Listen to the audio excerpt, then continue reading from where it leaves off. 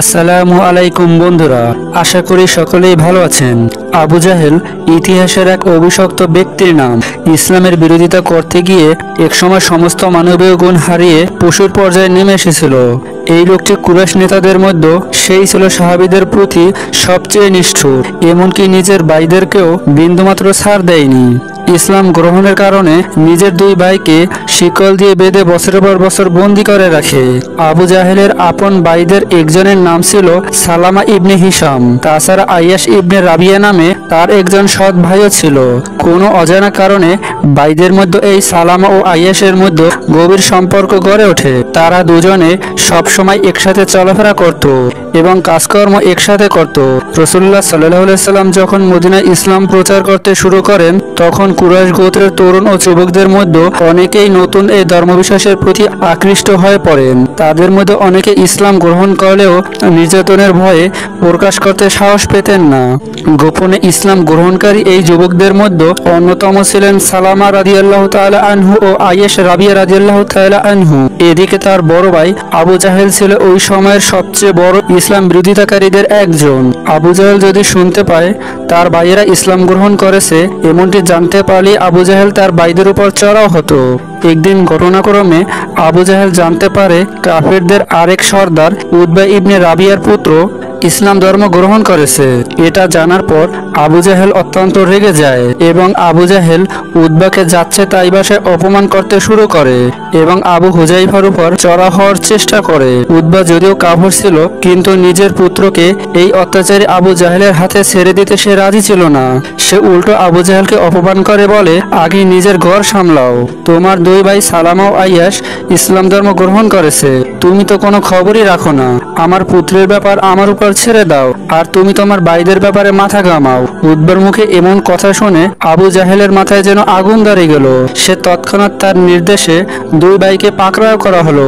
জিজ্ঞাসাবাদে তারা দুজনেই ইসলাম গ্রহণের কথা স্বীকার করে। এতে আবু জাহেল আরো ক্ষিপ্ত হয়ে গেল এবং তাদের উপর অত্যাচার শুরু করলো।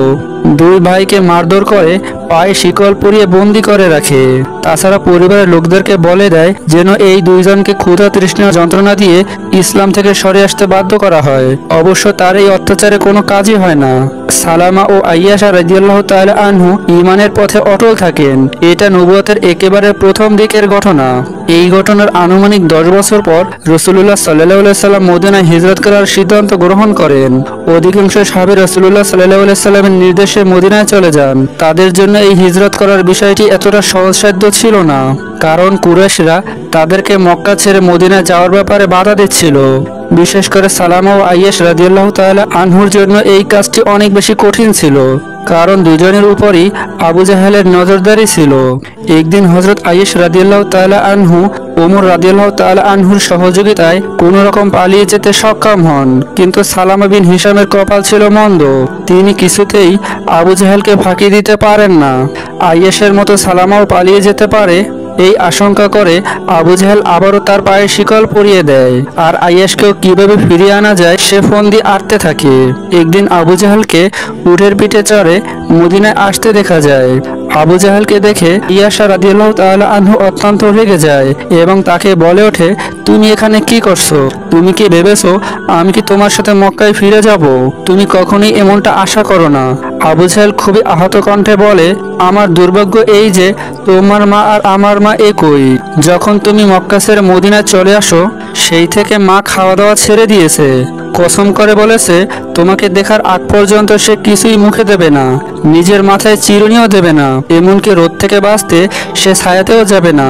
তুমি দ্রুত মক্কায় চলো, নইলে আমরা তাকে বাঁচাতে পারবো না। তোমাকে দেখার পর তার কসম পূর্ণ হয়ে গেলে তুমি যখন খুশি মদিনায় চলে আসতে পারো, এ ব্যাপারে আমি তোমাকে বাধা দিব না। আবু জাহেলের মুখে এমন কথা শুনে আয়েশ রাদিয়াল্লাহু তাআলা আনহু বেশ বিচলিত হয়ে পড়েন। ওমর রাদিয়াল্লাহু তাআলা আনহু সেখানে উপস্থিত ছিলেন। তিনি আয়েশকে সতর্ক করে বলেন, তোমার ভাই একজন ধূর্ত প্রকৃতির মানুষ, সে একজন বড়সড় প্রতারক।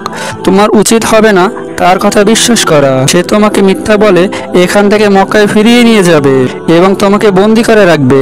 ওমর রাদিয়াল্লাহু তাআলা আনহু যেমনটা বললেন, আয়েশ রাদিয়াল্লাহু তাআলা আনহু নিজেও তেমনটাই আশঙ্কা করছিলেন। কিন্তু সন্তানের হৃদয় বলে কথা। মায়ের ব্যাপারে যখনই তিনি এই কথাগুলো শুনলেন, তিনি নিজেকে আর ধরে রাখতে পারলেন না। তিনি বললেন, ওমর, আমি মক্কায় যাব, এতে আমার মায়ের কসমও পূর্ণ হবে, আমিও তার থেকে কিছু টাকা পয়সাও নিয়ে আসতে পারবো। তুমি তো জানো আমি কতটা আর্থিক কষ্টের মধ্যে রয়েছি।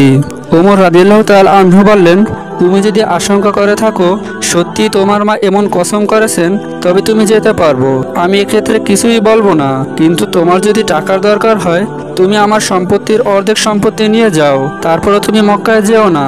আয়েশ রাদিয়াল্লাহু তাআলা আনহু বললেন, মায়ের কসমের ব্যাপারে আমি বেশি চিন্তিত হয়ে পড়েছি।